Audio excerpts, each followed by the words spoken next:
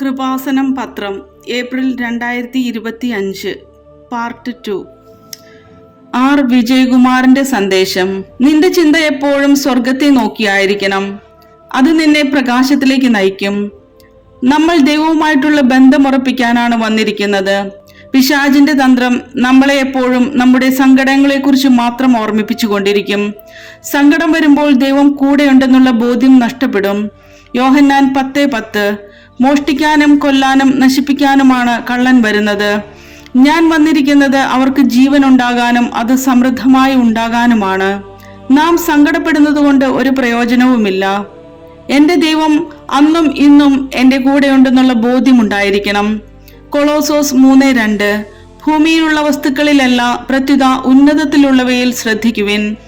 നിന്റെ ചിന്ത എപ്പോഴും സ്വർഗത്തെ നോക്കിയായിരിക്കണം.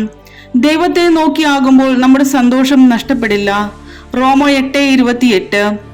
ദൈവത്തെ സ്നേഹിക്കുന്നവർക്ക്, അവിടുത്തെ പദ്ധതി അനുസരിച്ച് വിളിക്കപ്പെട്ടവർക്ക് അവിടുന്ന് സകലവും നന്മയ്ക്കായി പരിണമിപ്പിക്കുന്നുവെന്ന് നമുക്കറിയാമല്ലോ.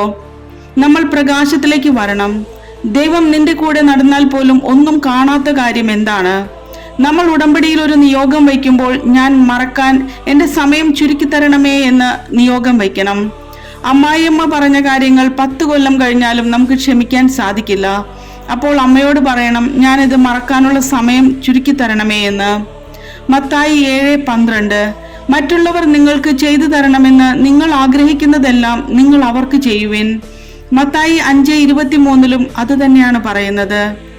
കോയമ്പത്തൂർ, ഞാൻ താമസിക്കുന്ന സ്ഥലത്ത് 10 ഏക്കറിലാണ് കൃപാസനം മിഷൻ എന്ന പേരിൽ ഒരു ധ്യാന കേന്ദ്രം തുടങ്ങിയിരിക്കുന്നത്. അതിന്റെ തൊട്ടടുത്ത് താമസിക്കുന്നയാൾ നമ്മളെ ബുദ്ധിമുട്ടിച്ചു കൊണ്ടിരിക്കുകയാണ്. കളക്ടർക്കും തഹസിൽദാറിനും ഒക്കെ കംപ്ലൈന്റ് കൊടുത്ത് നമുക്കെതിരെ നോട്ടീസ് അയക്കും. അവിടുത്തെ ഓഫീസേഴ്സ് തന്നെ എന്നെ വിളിച്ചിട്ട്, നിങ്ങൾക്ക് തന്നെ ഈ പ്രശ്നം സെറ്റിൽ ചെയ്തുകൂടെ എന്ന് ചോദിക്കും. ദൈവം എനിക്ക് പണം തന്നിട്ടുണ്ട്, വലിയ വലിയ കോണ്ടാക്ട്സ് തന്നിട്ടുണ്ട്. ഒരു കംപ്ലൈന്റ് എഴുതി കൊടുത്താൽ ആൾ അകത്താകും. ഞാൻ ആദ്യം വിചാരിച്ചു കംപ്ലൈന്റ് എഴുതി കൊടുക്കാമെന്ന്. എന്നിട്ട് പ്രാർത്ഥിച്ചപ്പോൾ കിട്ടിയ വചനം പുറപ്പാട് 14:14. കർത്താവ് നിങ്ങൾക്ക് വേണ്ടി യുദ്ധം ചെയ്തുകൊള്ളും, നിങ്ങൾ ശാന്തരായിരുന്നാൽ മതി. അതാണ് ആശ്രയം. ദൈവം എനിക്ക് തന്ന ദാനങ്ങൾ വെച്ച് ഞാൻ കംപ്ലൈന്റ് എഴുതി എന്നെ തന്നെ മഹത്വപ്പെടുത്തുമ്പോൾ ദൈവത്തിന് എവിടെയാണ് ആരാധന വരുന്നത്? ദൈവത്തിന് 1-ാം സ്ഥാനം കൊടുക്കണം. മത്തായി 5:11.